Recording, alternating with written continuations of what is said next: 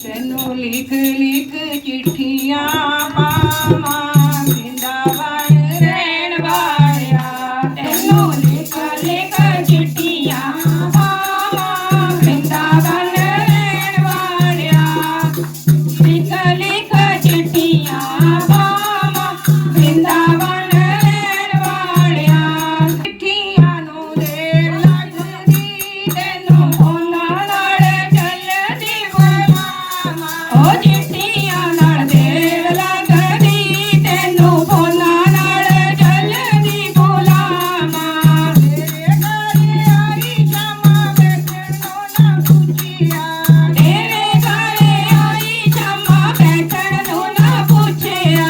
ਤੇਰੇ ਘਰ ਆ ਸ਼ਾਮਾਂ ਤੈਨੂੰ ਫੁੱਲਾਂ ਵਾਲੀ ਸੇਜ ਬਣਾਵਾਂ। ਓ ਮੇਰੇ ਘਰ ਆ ਸ਼ਾਮਾਂ ਤੈਨੂੰ ਫੁੱਲਾਂ